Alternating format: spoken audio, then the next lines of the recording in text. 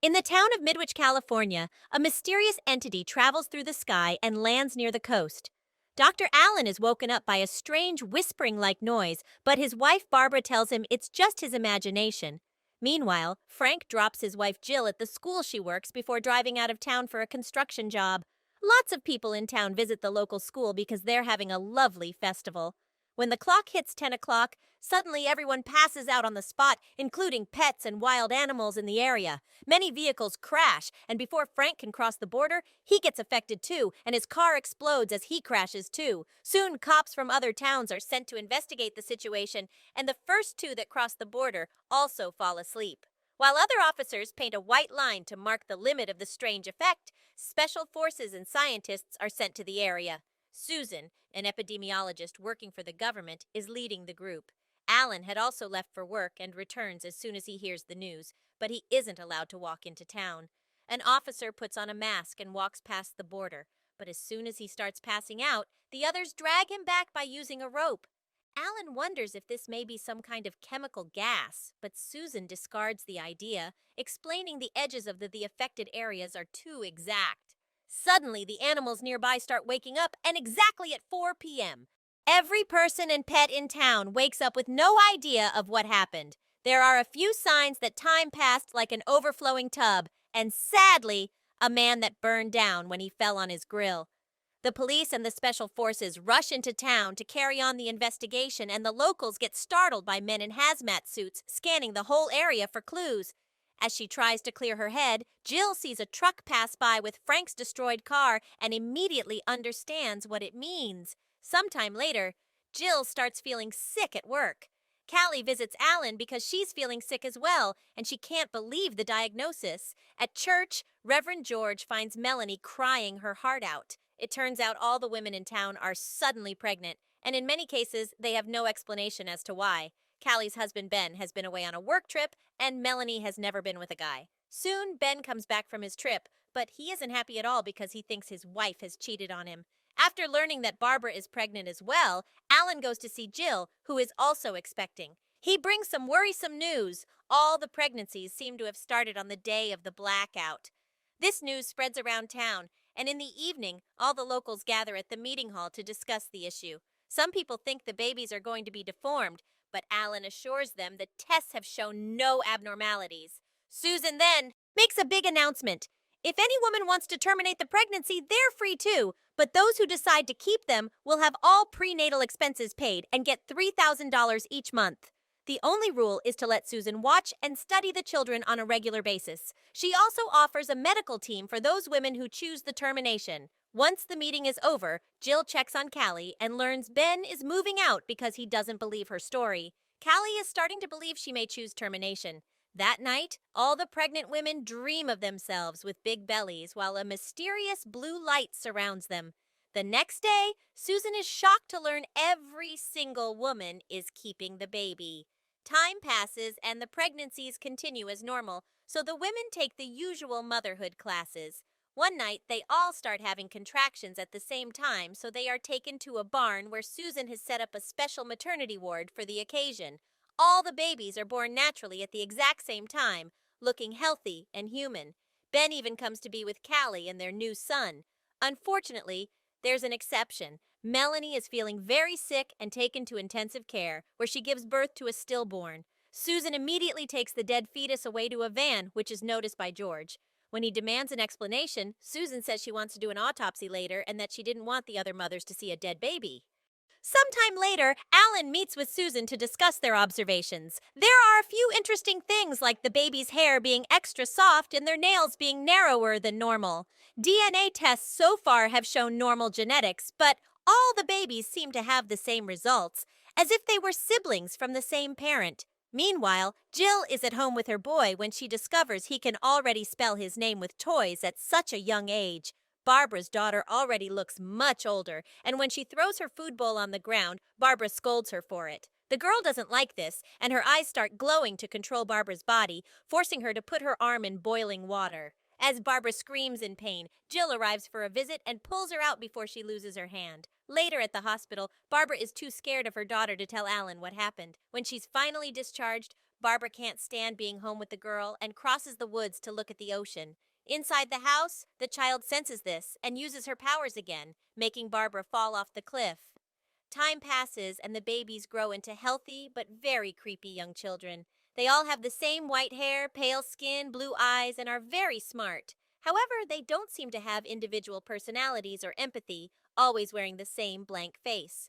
They always move together in perfect lines, and Alan's daughter Mara appears to be their leader. The kids have paired off like mates except for Jill's son David, whose mate was supposed to be the dead baby. This has caused him to become the outcast of the group. Susan reports to the government that there have been many incidents in the community resulting in adults getting severely wounded or even dying, and it seems to be connected to the children, but there has been no physical violence involved. She wishes that Alan hadn't stopped helping her with the tests, but her priorities are still the same, to watch the children and follow their developing powers since it's become a matter of national security. The government agrees to keep on funding her project.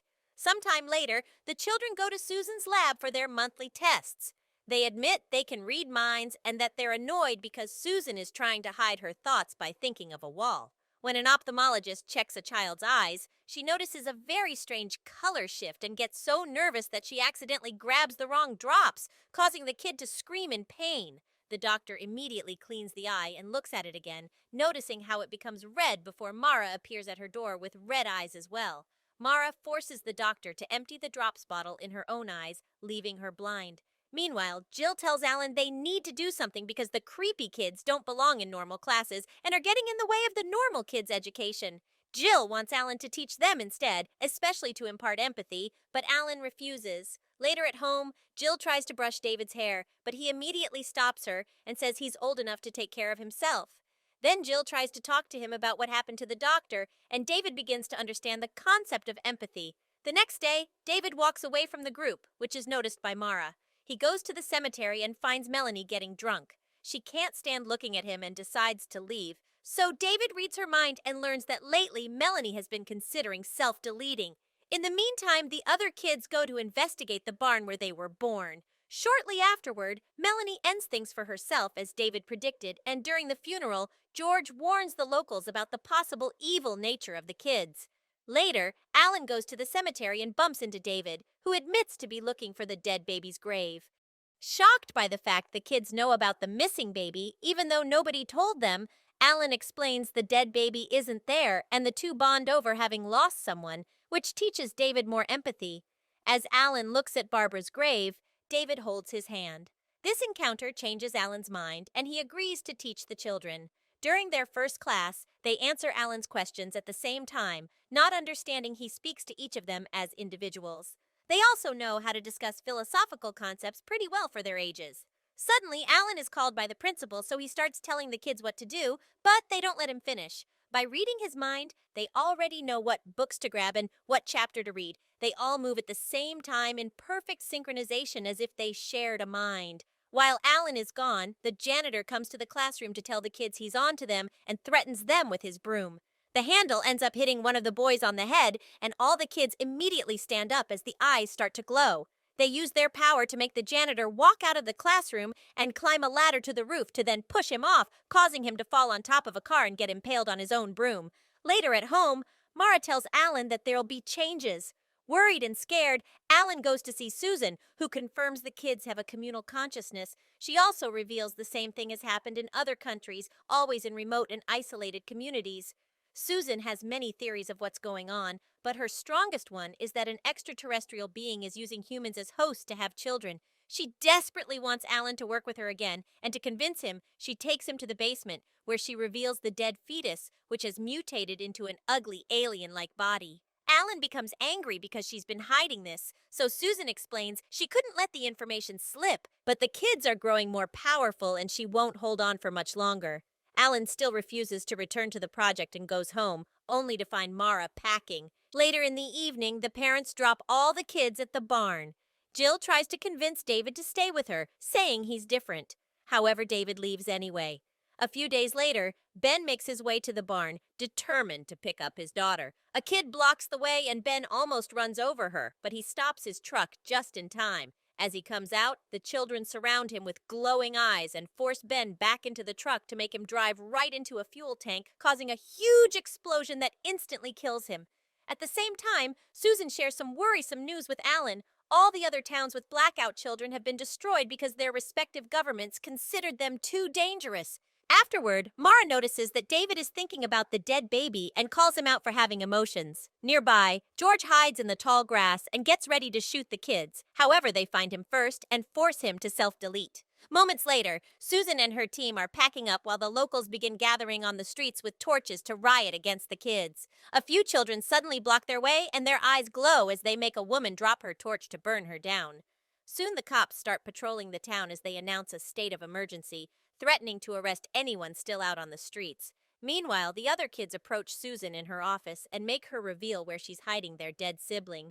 The mere sight of it makes David very emotional, and as revenge, the others make Susan lie down on a table and force her to self-delete with her own scalpel.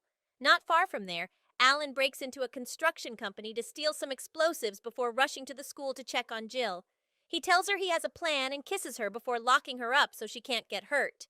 However, as soon as Alan is gone, Jill breaks the window and escapes. She finds the burned body on the streets and takes her car keys to head to the barn. Minutes later, the cops surround the barn, and all the kids except David come out with their eyes glowing. Forced by the children's powers, a cop shoots his partner and then starts shooting the incoming police cars, causing tons of crashes and explosions.